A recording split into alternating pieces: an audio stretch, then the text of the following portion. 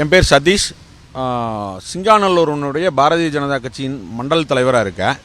நான் வந்து கடந்த 20 வருஷமாக பாரதிய ஜனதா கட்சியில் கிளை தலைவரில் ஆரம்பித்து இன்றைக்கி மண்டல் தலைவர் வரைக்கும் வந்திருக்கோம். 20 வருஷத்துக்கு மேலே இருக்கேன். நான் இது வரைக்கும் என் மேலே சின்னதாக கூட ஒரு அலிகேஷன் இல்லை. இருந்தாலும் எந்த விதமான ஒரு தன்னிலை விளக்கம் எதுவுமே கேட்காம நேற்று ஒரு மாவட்ட தலைவர் என்னை கட்சியிலேருந்து நீக்கியிருக்காரு. அதுக்காக நான் ஒரு தன்னிலை விளக்கம் நான் கொடுக்க வேண்டியது இருக்குது. அதாவது இந்தியா முழுக்க மாண்புமிகு நிதியமைச்சர் நிர்மலா சீதாராமன் அவர்கள் கீழ்மட்டத்தில் இருக்கக்கூடிய தொழிலதிபர்கள், வியாபாரிகள், அவங்களுக்கு ஜிஎஸ்டியில் இருக்கக்கூடிய குளறுபடிகள், அதில் எப்படி சரி பண்ணணும், அவங்களுக்கு இருக்க பிரச்சனைகள் என்ன, அதுக்காக அவங்க எல்லா பக்கம் கூட்டம் நடத்திட்டு வர்றாங்க. அதனுடைய ஒரு பகுதியாக கோயம்புத்தூரில் கடந்த 2 தினங்களுக்கு முன்னாடி ஒரு கூட்டம் நடந்தது. அதில் எதர்ச்சியாக அன்னபூர்ணாவோட முதலாளி சீனிவாசன் அவர் பேசின பேச்சு சின்ன ஒரு சர்ச்சையை ஏற்படுத்துச்சு. அதுக்காக அவர் தனிப்பட்ட முறையில் வருத்தம் தெரிவிக்கிறதுக்காக போயிருந்தார். இதெல்லாம் நடந்தது. இதில் அங்கே அவருக்கு தெரியாமல் யாரோ ஒருத்தர் அந்த வீடியோவை வெளியிட்டிருக்காங்க. அந்த வெளியிட்ட நபர் யார் அப்படின்னு சொல்லி எங்கள் கட்சிக்குள்ளே இருக்கிற ஒரு இதில் சின்ன விவாதம் நடந்துட்டு இருந்தது. இந்த விவாதத்தில் ஒரு ஃபார்வேர்டு மெசேஜ் வந்தது. அதை நான் ஒருத்தர்கிட்ட கூப்பிட்டு இது உண்மையா பொய்யா அப்படின்னு சொல்லி நான் கேட்குறேன். என்ன அப்படின்னா, ரேடிசன் ப்ளூ ஹோட்டலில் அன்றைக்கி நைட்டு நடந்திருக்கு. அங்கே இருந்தது மொத்தமாக ஒரு 7-8 பேர் இருந்தாலும் கடைசியாக அந்த அவர் மாண்புமிகு மத்திய அமைச்சரை சந்தித்து அவர் பேசும்போது அந்த ரூமுக்குள்ளே இருந்தது 4 பேர் மட்டும்தான். ஒன்று மத்திய அமைச்சர், 2வது தெற்கு தொகுதி எம்எல்ஏ திருமதி வானதி சீனிவாசன் அக்கா,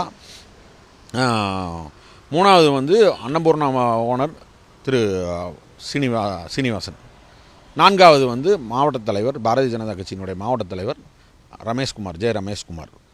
இதில் 3 பேர் நீங்களே எல்லாருமே அந்த வீடியோவை பார்த்துருப்பீங்க. அந்த முக்கியமான இருக்கக்கூடிய அந்த 3 பேர் அந்த வீடியோவில் இருப்பாங்க. 4வதாக இருக்கக்கூடிய நபர் மட்டும்தான், ரமேஷ்குமார் மட்டும்தான் அந்த வீடியோவில் இல்லை. அப்போ நீங்களே யோசிச்சுக்குங்க அந்த வீடியோ எடுத்தது யாராக இருக்குன்னு, யார் வெளியிட்டிருப்பாங்க அப்படின்னு. சரிங்களா? இதில் தேவையில்லாமல் என்னுடைய பேரை உள்ளே இழுத்துருக்காங்க. ஃபஸ்ட்டு நேற்று காலையில் என்கிட்ட என்ன சொன்னாங்க அப்படின்னா, வந்த தகவல் என்னென்னா, நான் ஒரு ஃபார்வேர்டு மெசேஜ் தவறாக மாவட்ட தலைவர் மேலே நான் அபாண்ட பழி சுமத்துற மாதிரி பண்ணனதுனால நான் என்னை கட்சியோட அடிப்படை உறுப்பினர்லேருந்து நீக்கிறதா அப்படின்னு சொல்லி தகவல் வந்துச்சு. ஆனால் போக போக இதே நிர்வாகம் தான், இதே மாவட்ட தலைவர் அவங்க கூட இருக்கக்கூடியவங்க தான் மீடியா மூலமாகவும் சோசியல் மீடியா மூலமாகவும் அந்த வீடியோவே நான் ரிலீஸ் பண்ண மாதிரி எடுத்த மாதிரி. ரேடிசன் ப்ளூ ஹோட்டலில் அன்றைக்கி நடந்த ஃபுல் டே ஓடதில்லை, வேண்டாம். ரேடிசன் ப்ளூ ஓப்பன் பண்ணதுலேருந்தே என்னுடைய மூஞ்சி அங்கே இருக்கிற சிசிடிவியில் இருக்குதான்னு பார்த்துக்கலாம், தாராளமாக பார்த்துக்கலாம். ஏன்னா நான் அவ்வளோ வசதியான ஆளெல்லாம் கிடையாது. அங்கே போய் காஃபி குடிக்கிற அளவுக்கு கூட ஆளெல்லாம் கிடையாது. ரேடிசன் ப்ளூவில் போய் நான் அவ்வளோ ஏழ்மையானவன் தான். சரிங்களா? ரேடிசன் ப்ளூக்கு நான் போனது கூட கிடையாது. சிசிடிவி ஃபுட்டேஜ் எடுத்து தாராளமாக பார்த்துக்கலாம். அங்கே போய் நான் எடுத்து வீடியோ எடுக்கிறக்கோ ரிலீஸ் பண்ணுறக்கோ எந்த வித ஒரு பர்சன்டேஜ் இருந்ததுன்னா கூட நான் யார்கிட்ட வேணாலும் காலில் விழுந்து நான் மன்னிப்பு கேட்க தயார். இதில் அபாண்டமாக குற்றச்சாட்டு இருக்கக்கூடிய, அதாவது என்னை பலிகடை ஆக்கியிருக்கிறாங்க, அபாண்டமாக குற்றச்சாட்டு பண்ணி மேற்கொண்டு இந்த வீடியோவை எடுத்தது யார், எடுத்து வெளியிட்டது யார், அந்த 4 பேரில் ஒருத்தராக இருந்த ரமேஷ், அவர் மேலே மாநில ஒருங்கிணைப்பு குழு தலைவராக இருக்கக்கூடிய திரு எச் ராஜாஜி அவர்களும், மீதமிருக்கக்கூடிய 4 நபர்களும், மாண்புமிகு மாநில தலைவர் திரு அண்ணாமலையன் அவர்களும் அவர் மீது நடவடிக்கை எடுக்கணும்னு ஒரு தாழ்மையான வேண்டுகோள் வச்சுக்கிறேன். மீண்டும் மாநில தலைவர் இங்கே தமிழ்நாடு திரும்பினதுக்கப்புறம் நான் என் மேலே எந்தவித குற்றச்சாட்டு இல்லைங்கிறத கண்டிப்பாக அவர்கிட்ட நான் நிரூபிச்சுட்டு கட்சி வேலை நான் தீவிரமாக செய்வேன். உங்களுக்கு ரமேஷ்க்கு ஏதாவது முன்பகை இருக்கா, இல்லை எதனால உங்களை கார்னர் பண்ணுறாங்க, ஏதாவது முன்பகை இருக்கா உங்களுக்கு ரமேஷ்? ஆனால் அதாவது முன்பகை அப்படிங்கிறதுக்கு என்னென்னா, அதாவது லாஸ்ட்டாக பிஎம் வந்தப்போ பார்த்தீங்கன்னா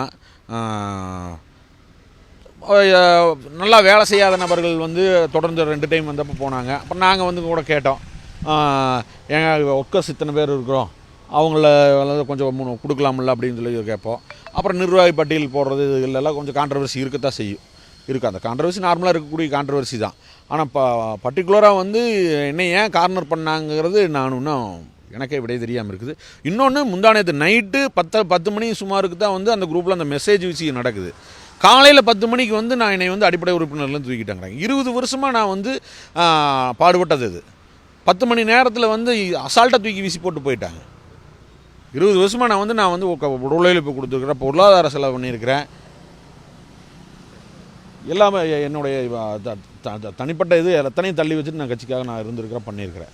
மீண்டும் என்னோட வந்து கட்சிக்காக இருப்பேன். கட்சிக்கு துரோகங்கிறது எல்லளவுமே என்னுடைய ரத்தத்தில் கூட கிடையாது. கட்சிக்காக மறுபடியும் நல்லா தீவிரமாக நான் வேலை செய்வேன். செய்திகளை உடனுக்குடனும் துல்லியமாகவும் தெரிந்து கொள்ள சப்ஸ்கிரைப் பண்ணுங்க.